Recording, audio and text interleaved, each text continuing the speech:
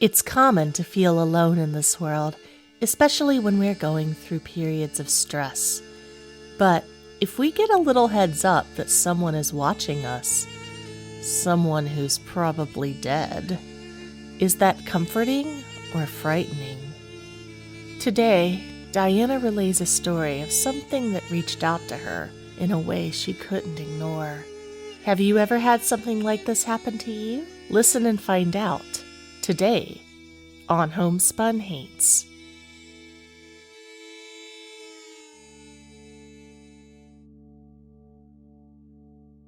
Hello, Hainted Loves. Welcome to Homespun Haints. I'm Becky. And I'm Diana. And I am currently sitting and watching Diana, and there are all these things flying around her. And she says it's dust because apparently she doesn't own a mop. I say it's orbs. You can't mop a recliner. Dusty recliner. Yes. At least I moved all of the lingerie off of it before we started recording. You're welcome. It's a good thing we don't record video because usually there's just like bras and undies and strap-ons and all sorts of fun things hanging off of your chair. We've started a new tradition, and that is the night of Halloween. If we don't get any trick-or-treaters, we take all of our Halloween decorations that light up and we move them into the bedroom. Oh, kinky. Let's just say it was a very good night last night. very spooky. I think this is going to be an annual tradition. I can't wait till Christmas is over. It's going to be a bright one. I'm glad you had a good time last night. Yeah. Yes, this is, in case you're not listening to this as it airs, this is our post-Halloween episode. Mm-hmm. And I actually had a fabulous Halloween, Diana. Yay! Did you go trick-or-treating? Of course I did. Nice. I have kids. So this is why you have kids. To trick-or-treat? Because you get too old to trick-or-treat. This is why teen pregnancy is so popular in this country. It's because teenagers are like, I can't get free candy anymore. Screw that. I did see some adults like out childless. Just like wandering around the neighborhood. Yes, with their friends. I was like, I love that. That's great. Oh, see, in your neighborhood, that's probably fine and dandy because there's so many families out on the streets. In my neighborhood, we had one person going house to house, and it was an adult man with a duffel bag. And I was like, I'm going to turn out the lights now. Who is this guy? He had a child following him, but he was going up on people's porches and ringing their doorbells. And I'm like, no, that's not how trick-or-treating works. I'm not talking to just one man with a duffel bag. No. You've got to put your child in danger. Or in the duffel bag.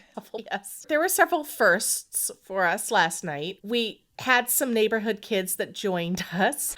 One of the kids was wearing one of those giant inflatable dinosaur uniforms. Aww. And this poor kid, like, he could barely see out of it. There wasn't enough air in it, so the head was always flopping, and the other kids were running off without him, and then there's this inflatable dinosaur, and he couldn't even hold his pillowcase. Oh. Because, of course, we're in Georgia, so you use a pillowcase for the candy. So I had to hold it for him, and finally we got to his house. And he couldn't handle it anymore, so he went inside and changed. I can't blame him. That's got to be the most awkward costume to trick-or-treat in. It's fine if you're at a party and just standing around with a bunch of people, but man, trying to run around the neighborhood, keeping up with other kids, I don't know. It was kind of cute, though, seeing this little inflatable dinosaur. I couldn't even see his face. It had like a clear plastic thing for the face, but it was all fogged up from his breath. It's Georgia, yeah. Yeah, this poor little kid. We made it all the way around the neighborhood, and then another child that was trick-or-treating with us was also wearing very impractical shoes, and the poor kid's feet were just bleeding. Aww. So my husband's like, okay, you know what? Wait here. I'm going to go get the truck. Aww. So he came and he got the truck and he picked us all up. And it was myself, my husband, and then two other adults had joined us with their child, and they had just moved here from LA. So the kids got in the cab of the truck, obviously. You know, we're not criminals. But the adults, we climbed in the back in the bed, and my friend who's newly here from LA, that was her first time riding in the back of a truck. Aww. I was like, welcome to Georgia! First time. I can't even imagine doing that for the first time as an adult. That's weird. I think she was having a ball, and we were all drunk and hanging off the sides of it. It was truly momentous. And all the kids were jealous that you're following the law. No, I want to ride in the back. I know. They were like, we wanted to ride in the back. Yep. And I mean, I think technically in Georgia, it is legal for children. If you're in a neighborhood, probably. Not on the highway. No, I think there's like a 50-mile-per-hour rule. Nice. Okay. At some point in the history of Oklahoma, there was some law where you could have your kids in the back of the truck on the highway as long as their back was against the back window of the cab. Right. Like, they're not allowed to Yeah. ride on the side of the tailgate, just on the back window. No security, anything. Just I guess that's slightly safer. if there's an accident, they will only have their head smashed, not their whole body smashed. It's nice. No. You know how resilient children are. They just bounce right off, I'm sure. That's true. You know what that window in the back of the truck is called, right? No. You don't know? It's called the beer window. Why is it a beer window? Because that's how you pass beer back and forth between the driver and the people riding in the back of the truck. Why does the driver need beer? Because it's a pickup truck. This is just getting worse and worse. Oh my goodness. The beer window. I would have thought it was the gore window, right? Because most pickups, like older ones, don't have headrests. And so if you get into an accident, you're going to have a lot of blood on that window. So you could call it a gore window, especially if you've got kids in the back with their heads up against it too. Oh, no. Oh, man. Okay. Diana is not a mother, and we just proved that. I also don't drink and drive, so maybe I'm in the middle of the moral high ground here. I don't know. Anyway, moving on, let's stop talking about horrific truck accidents and instead talk about the paranormal. Now, Diana has actually had an experience, and it's about time. About time. We've been trying so hard to get haunted. Y'all, Oh my gosh. We've done so much. we stayed on a haunted fucking boat for 3 nights. We just went to the most haunted jail in the U.S. Eastern State Penitentiary, you might have heard of it. It's incredibly haunted. We didn't really get haunted at ESP, which was sad because I totally expected to, but it was awful crowded. And I did. You got haunted there? I got a little haunting. You got a little haunting? Yeah, I think the same thing happened to you too. Oh, did I not Yeah. notice getting haunted? Shit. I've been paying attention though. Maybe that's the problem. We've been paying too much Maybe. attention. We've been trying too hard. Been pick me ghost people. Yes. We went to ESP, Eastern State Penitentiary, and there was a section where you couldn't really go in, but they had part of the hallway of where the tuberculosis wing was, and you could step into it just a little bit and look down the hallway, but they had it roped off so you couldn't go in. And we all went in there, and the minute I walked in, I felt something large leapt from the ceiling above us and jumped onto my head. Ooh. Yeah, it was pretty powerful. And I don't know if you remember, I was like, I'm leaving. And I just bolted out of there. And I was outside chanting all these things like, you're not allowed to come with me. You have to leave. You have to go back. And I was able to kind of get it off of me. Damn. And somebody else in our group afterwards said they experienced the same thing. I don't remember who it was. I don't think it was wasn't me, you- but Okay. while I was at Eastern State, what I kept experiencing was the feeling of weight pulling me down as though somebody was trying to climb onto my back for a piggyback ride. But I don't know if that was specifically ESP or if I was just extra tired that night. I don't know. I really don't know. So I'm not claiming that among my paranormal experiences, unfortunately. Well, you know what? It makes sense. My head is at about the same spot as your shoulders. Well, true. So if someone was trying to climb on my shoulders, perhaps they were trying to climb on your head. That could happen. Wow, scary. Did you feel like that was a malicious attack, intentional against you, or? No, it felt like something was like, yes, here's my escape. I'm going to hop onto this person. Oh, yeah. I was constantly saying in my head the whole time we were there, like, I'm just here for a visit. I'm just here visiting. This is my liminal space. I'm not staying with you. You're not staying with me. We're not friends. Like, we have no attachment to each other. I'm leaving alone.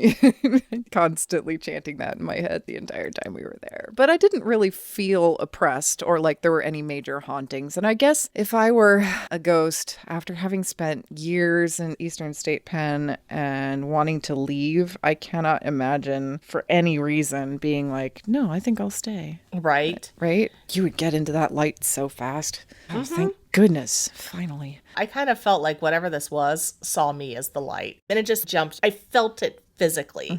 It wasn't like a in my head kind of thing. Like I physically felt something jump on my head. Weird. And I was like, we're done. We're moving out. But I think I shed it. The little tuberculosis ward between the hallways was really spooky. It was, very really spooky. Everywhere Lot else of was kind of death. cool, but that was like really creepy. Well, we are about to get into an actual paranormal experience that we can verify is 100% paranormal here in a minute. Proven and tested for your approval. That Diana just experienced. But before we do want to let you know that every year we provide a Halloween gift to our highest tier patrons. And our demonic darlings. This year, it's taken a little longer than usual. This year, usually I mail it out for Halloween, but this year it's going to be a little bit later due to technical difficulties, but it will come soon, demonic darlings. And if you're not a patron yet, or if you want to raise your tier, this means that you have the opportunity to get in on that gift. Yeah, so just putting that out there. And if you're not a member of our Patreon, there's a commercial for you.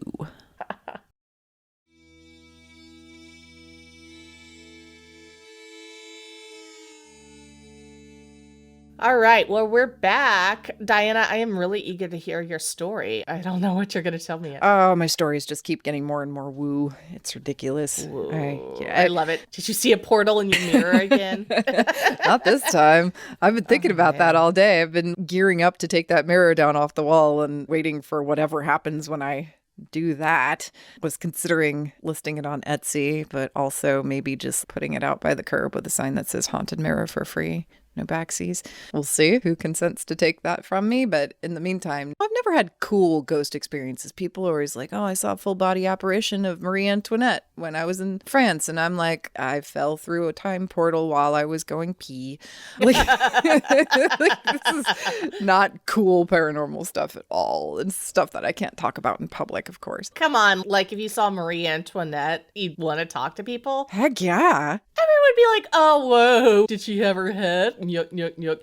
No, I think it's more likely to see her maid or servants or something. How would you know who they were? They don't have portraitry. Exactly. Yeah. You don't know who they are. You just saw someone. You also don't know if anybody from that era actually looks like their portrait, because they could have just been like, paint me with huge teeth or something. You don't know. All of Elizabeth's portraits, she looks like she's 18. Exactly. And I've seen her death mask, and she did not look like that. At some point, you have to admit that you're no longer 18 if you're going to be a monarch for 90 years. So, yeah. Anyway, my paranormal experience this morning. I was... Oh, wait, this happened this morning? This happened this morning. Oh, my gosh. Okay. Fresh. If you remember, Hainted Loves, we talked a while ago about this crystal bracelet that I got from Eureka Springs. And I should probably remind myself and yourself what's in the bracelet. So I'm going around the store and I'm literally like fondling every single bracelet in the store to see if one of them feels right to me. And they're all kind of meh. I felt very blasé about every single bracelet I touched. And then I came upon this one right here called 3 Good Wishes. This one is specifically chrysoprase. Chrysoprase balances all life energies and aids joyfulness. The second stone is actually jade. Jade is for self-reliance, unconditional love, and ancestor support. And then serpentine aids spiritual growth and understanding. Altogether, that's called Initiate Healthy Success combo. This bracelet, which is basically like a yellowish green, a yellowish orange, and a whitish yellow. Those are my 3 least favorite colors in the entire world. I am, in fact, so offended by yellow that it ruins everything it's mixed with. So I can't tolerate yellow or green or orange at all. For the record, I have seen Diana 3 times since she told this story about this bracelet, which is a little absurd. When you think about it, we went from 2018 to 2022 without seeing each other.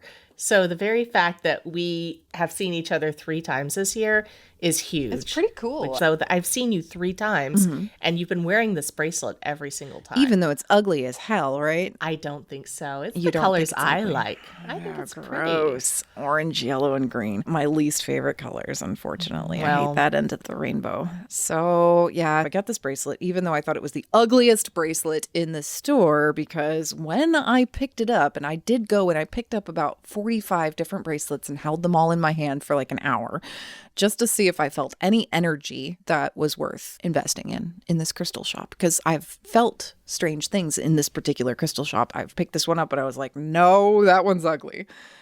But I kept returning to it and kept going back again and again. So I read the card and I was like, wow, this is really pretty much everything I wanted to focus on in the 3 different types of stones that are going into this piece of jewelry. And so I went ahead and I purchased it, even though I find it ugly.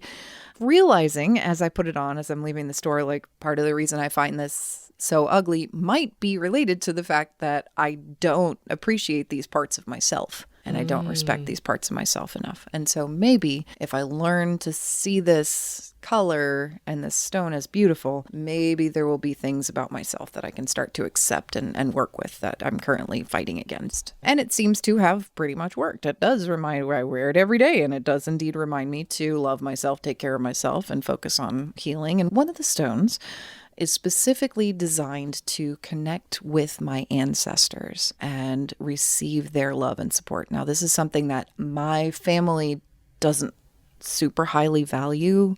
I'd never really considered whether or not my ancestors were looking out for me before. Same. I was raised in a tradition where there was no ancestor worship or recognition, like All Souls Day, right? We didn't have any traditions where we remembered those who had passed in our families. We don't really have a family area where people are buried, where we could go physically and pay respects to their graves or anything like that. We don't have that. They're scattered. I was kind of raised without grandparents around or aunts or uncles or cousins or anything like that. So to me, the concept that blood is thicker than water is just kind of like, only very slightly. So it was interesting that this bracelet spoke to me so much about the ancestor thing. Put on the bracelet, been wearing it every day, not really thinking too hard about it. Well, this morning, it was glowing. Oh, what? Yep. So at the risk of being extremely woo, I'm just going to present this story as I experienced it in the moment. Okay. Without judgment. So I was just doing some things at the computer. I put the computer up, put it on the side table. And as I was moving my arm across my field of vision, I noticed that my bracelet was glowing. I looked down at it and it's got this faint golden aura coming off of it that it doesn't normally have. Not like light reflected and not like glowing under black light or anything like that. It just had an aura around it. And so instead of doing what I would normally do and just being like, whatever, I took it off my wrist and I held it in my hands and I closed my eyes. And I asked, what do I need to know? What are you trying to tell me? And as I sat there, what happened was hard to put into words. Let's just say, from my point of view, I was sitting there and I suddenly felt warm, which is unusual because it's in the 20s Fahrenheit right now here.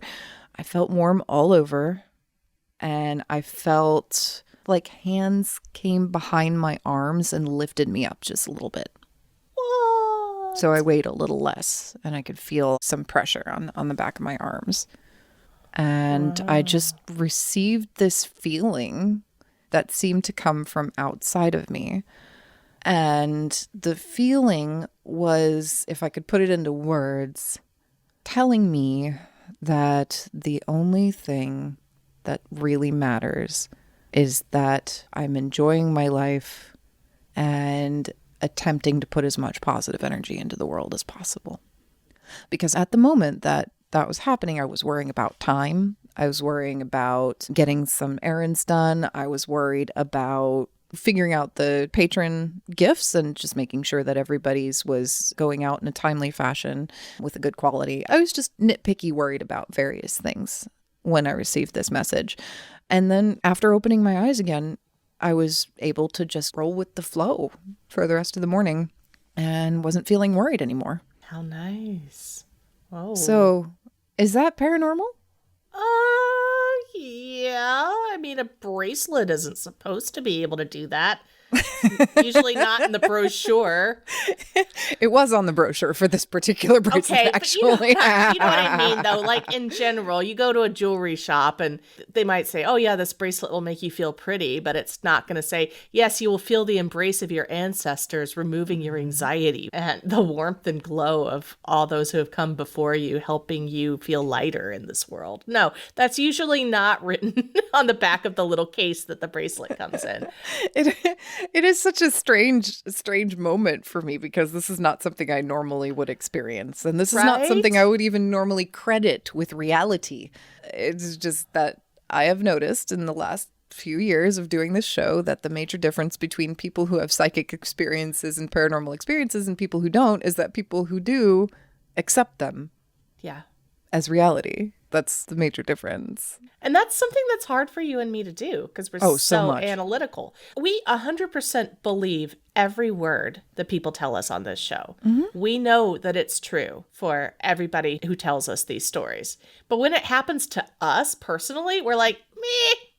Too skeptical. Yeah. And then we're like, why does all this cool stuff happen to other people and not us? But yeah, maybe it's our own damn fault. Okay. Maybe other people are paying more attention and receiving more because they're open to it. But it is really interesting that your bracelet was glowing. It was almost like, what can I do to slap Diana upside the head and be like, no, this is not a quote unquote natural phenomenon. This is not some kind of stone that glows under black light or you prime it against a light and it will start glowing. You didn't cover it in glow in the dark paint or anything. This is just... It's just jade and chrysoprase, I think. Were you out during the full moon? Yes, I was. And you were wearing this bracelet? I wear this bracelet all the time, yeah. So perhaps you gave it a chance to charge. Ooh, it moon energied up. That's why it was glowing. It had stored up the moon energy. Yeah, maybe that's why it didn't say anything to you before now. And it wasn't like I was having a stressful moment even. I was just having a little bit of a, okay, gotta organize myself so that I'm getting everything done. A little bit harried would be the worst word I could ascribe to it. Not like freaking out or stressed or anything like that. I was just harried. Yeah, I've seen you much worse. Oh, yeah. It wasn't like a moment where I needed intervention, someone to save me or anything. Maybe it was a moment where you were able to receive it, whereas in those really stressful moments, you probably wouldn't I would be too resistant to hear the message. Yeah. So you really do believe it was ancestral that you felt? It sure felt that way. It did not feel like something that was coming from within me. And for a point of reference, I do meditate with crystals in my hand all the time. So anytime I feel the urge when I'm touching a crystal or passing by a crystal, I give it that respect for just a moment and say, okay, if you have any wisdom to share with me or any energy vibrations to help me along, please just share them now and I'll have a little moment of stillness with it. And nothing even barely close to this kind of download has ever happened before. I've been inspired by crystals. I've felt some energy when I touch them. I've felt certain mood changes when I'm around them. But I've never had anything that I would consider even slightly paranormal. Yeah, nothing glowing. Nothing glowing and no instantaneous direct message. And you feel like this was a pretty clear message. It was a message. It was definitely a message to me, not from me. Right. And what was the message? We've got your back? The message was simply the only thing that matters right now is that you're enjoying your life and trying to put as much positivity into the world as possible. Is that something that you, before you received that message, you truly believed? No. Because I was talking last night about work and career stuff and how I was trying to get to a point where I didn't feel so pressured to have to work a specific way at a specific time for a specific amount of money and how challenging that was and how I felt like I was trapped in that kind of a cycle. And do you feel like you've actually had the ability to break free from that thanks to this message? Do you think this message actually is going to make a permanent impact on you? It should, shouldn't it? Isn't that why I got it?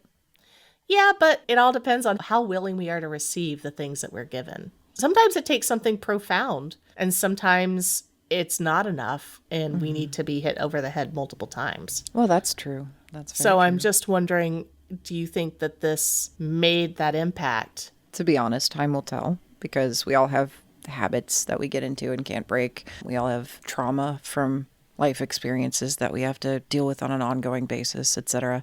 And mine is largely focused around that not feeling good enough unless I'm being extremely profitable kind of mindset. So it is something that I deal with on a chronic basis, trying not to judge myself when it comes to career things. Oh, I hear ya. I'm there. Yes. Yeah, you get it. I think that the reason I got the download, quote unquote, from or through my bracelet was because this was really like the first thing I've purchased to specifically focus my energy on this topic. Because one of the stones in this bracelet did specifically say it brings about harmony within business. Interesting. Okay. Yeah, I think that's a very difficult and important lesson for a lot of us to learn, especially in this very capitalist, success-driven society that we're in. I mean, as a child, you're asked constantly, what do you want to be when you grow up? And I would say a writer, an artist, because I am already. And it was like, no, bonk on the head. You shall be an engineer. You shall be something that makes money. Yes. Oh, we both got that in spades growing up. Yeah, definitely. Just that we both ended up in degree programs that didn't end up making us as much money as we were thinking they would. I had no presumptions about my archaeology degree. I knew that was not going to ever earn me a decent income. But it's important to remember that at the end of the day, when you die, what are you going to look back on and be like, oh yeah, I'm really glad I did that? Is it going to be, oh yeah, I'm really glad that I worked my way up to middle management and was able to have a decent retirement? Or was it, I'm glad I backpacked across Europe. I'm glad I went and spent time with my friends. So this idea of honoring our ancestors, I think, is really foreign to a lot of us here in the States. In the States, yeah. I had the opportunity to meet a lot of my ancestors, and they're just terrible people. Like, I don't want to have anything to do with them. And I mean, they didn't want to help me out while I was alive. Why are they going to help me now when they're dead? Like, the ones that I knew. And I do feel also, this is interesting. I kind of wonder if anybody else feels like this.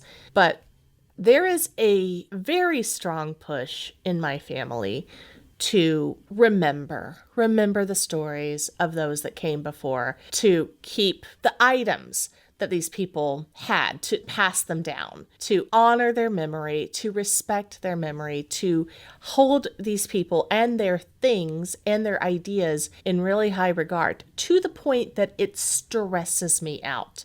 Because I'm like, I can't keep all that in my head. And I think part of the reason it stresses me out so much is there's so much of a burden. There's so much guilt and there's so much responsibility to caretake those memories and those items. Exactly. Especially when, you know, the more I get to know these people, reading through family histories or learning different things, the more I'm like, I don't want to be associated with these people. Oh. And some of them, fine, yes. But some of them, I'm like, I got some pretty horrible racist motherfuckers in my ancestry. Like, I don't want to have anything to do with those people. Why should I be keeping their memory alive? Or the items that have been passed down. People always come over and they're like, oh my gosh, that cabinet's been in your family for 150 years? That's so cool. And it's like, yes, but now there's the responsibility. I have to hold on to this and I have to pass it on to my daughter and she has to pass it on to her daughter and it can't ever leave. And it's like, God damn it. I mean, at what point can you be like, I really don't need an early 19th century washstand. What am I going to do with that? I think at any point, Becky, it's who is holding you to this standard? Is it yourself? Is there somebody who's going to disown you if you don't continue to caretake these items? I don't know. That's part of why I personally have been going through this like anti-ancestor worship personally. I've been trying to figure out how to let go of these people, let go of their memories, and release myself from that. And I don't know if that's a good thing or a bad thing. Maybe it's because I feel, whereas you felt this like uplifting sensation from who you perceive to be your ancestors, whenever I try to connect with my ancestors through the methods that I have learned, I always feel like they're weighting me down instead of trying to lift me up. So I'm curious if other people out there have ever experienced this, if it's like been a reverse effect. The way I kind of see my ancestors is not as their actions necessarily, because there's something about passing through the veil from this side to that side that I think removes a lot of the judgment or things that are of the time that we would consider immoral now, the way people treated animals, the way people treated other genders, other races, et cetera, other religions. A lot of that stuff is situational and could be based on personal flaws, could be based on personal beliefs, could be based on habits, could be based on society, could be based on evil, could be based on ignorance. And a lot of that, I think, washes off if it was not willful and a deeper part of that person's psyche and who they are. If it was just ignorance due to the times, I think a lot of that washes off. Do you? Because that's what people report when they have near-death experiences, is this unanimous feeling of love from their ancestors. And we're talking about people who have near-death experiences who are, maybe they're not something that their ancestors would have accepted at the time. And yet when they have these experiences, they feel this unconditional love. Is that something that crosses the veil, whereas judgment and bias perhaps don't cross as easily? Because remember, in my viewpoint, when we're on the other side, we're all pretty much sharing a consciousness. Let's just put it this way. If there's a hell, I have a lot of ancestors there. Sure. Sure, absolutely. Can we communicate and connect with the ancestors that are in hell? I don't know. I don't think so.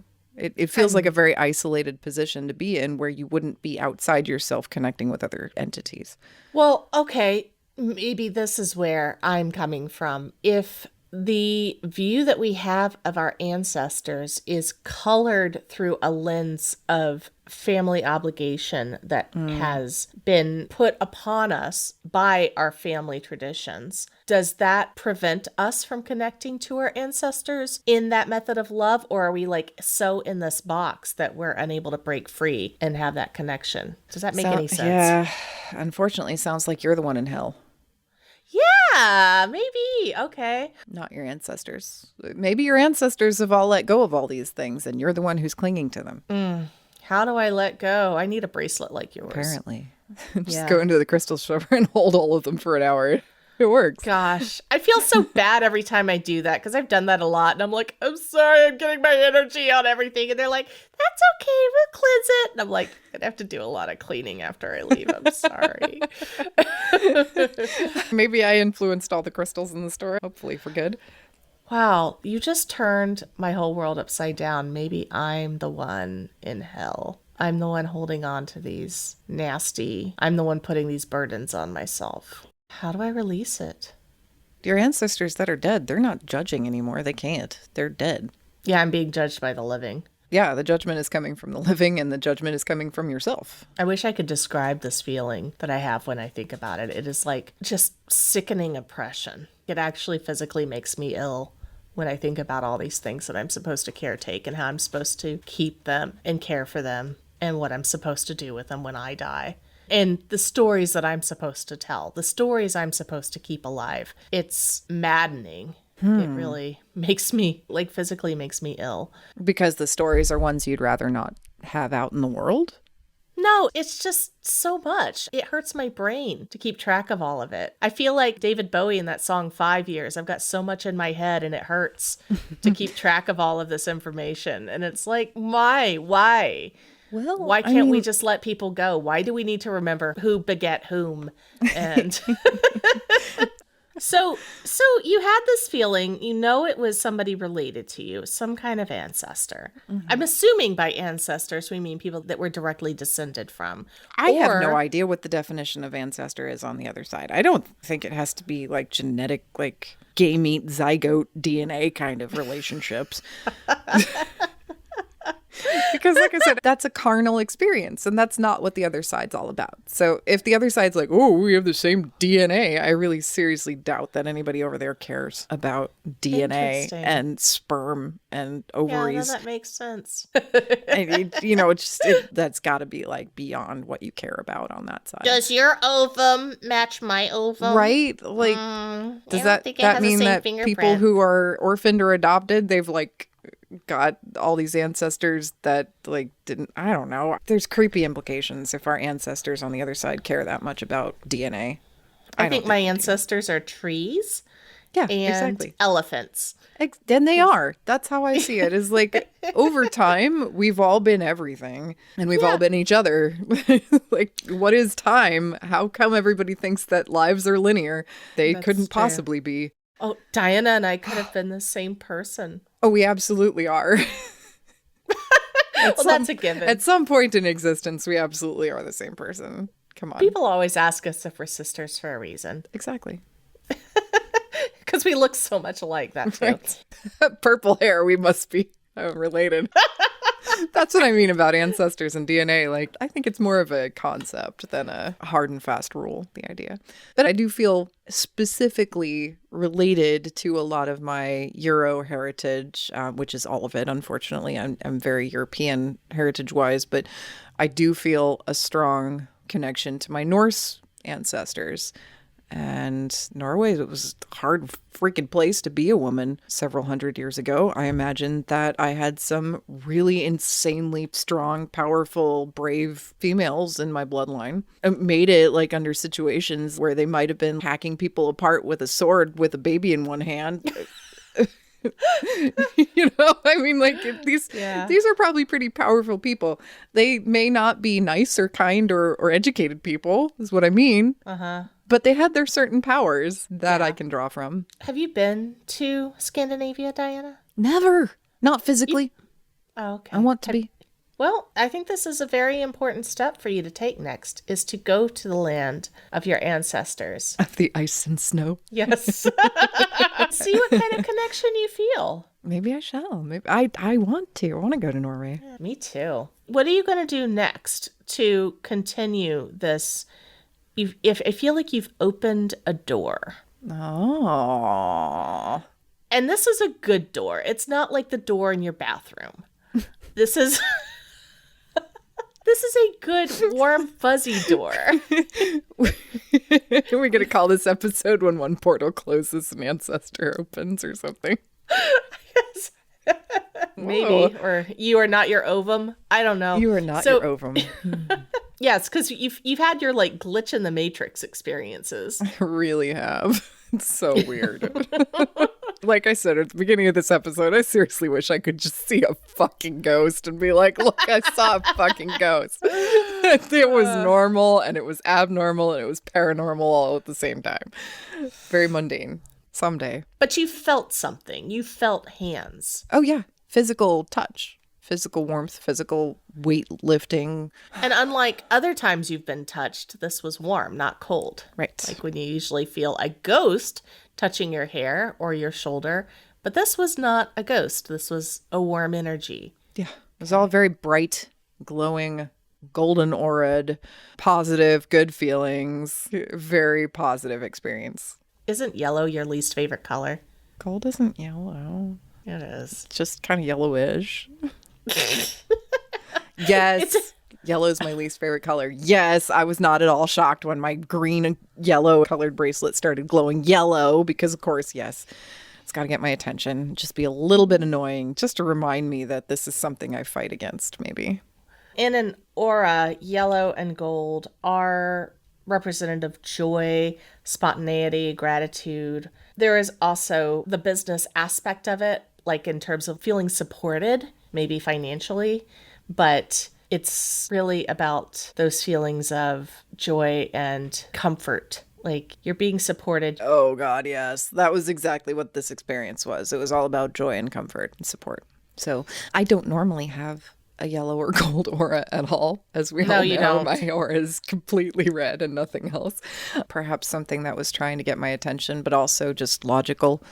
It's like you said, if yellow and gold represent joy and support, that's what the message was. You do seem a lot happier today, Diana. Thanks. I'm feeling better. Yeah. Good. Well, and I hope this translates to good feelings all around. And goddamn cat.